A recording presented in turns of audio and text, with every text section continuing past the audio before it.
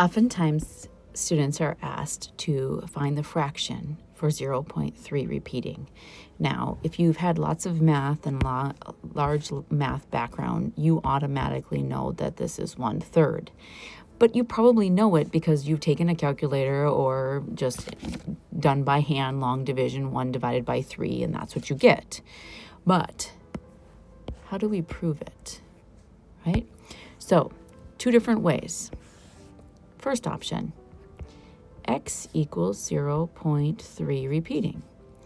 10x then equals 3.3 repeating. All I did was multiply the top one by 10, okay? And now let's suppose you subtract.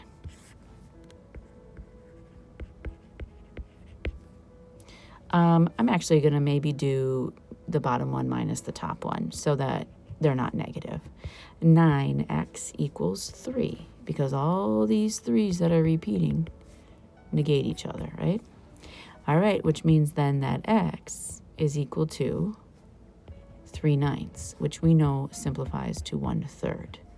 So x here was 0.3 repeating, x here 1/3, same thing. Now, let's suppose we want to use geometric sums to prove the same thing. Okay, we're going to take the number 0.3 and we're going to add it to 0.03.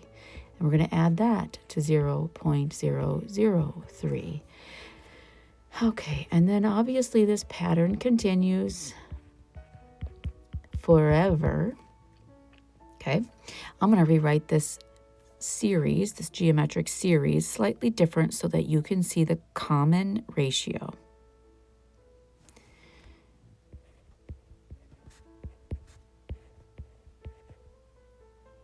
There's the number, and I'm going to multiply it by 1/10. That pushes the decimal to the right. The next one,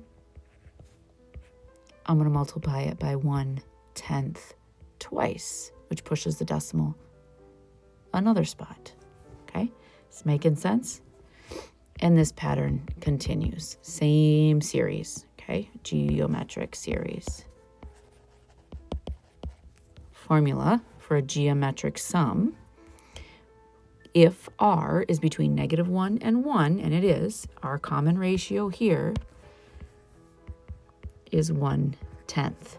So the sum of an infinite geometric series is equal to the first term divided by 1 minus r. And our r is 1/10. So what is this? This is 0.3 divided by 9/10.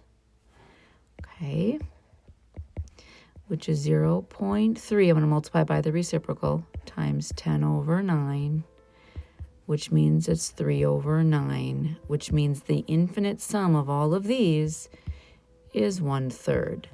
So this number that we were working with in the first place was 0.33333. So this is what we got. We broke it into many different numbers.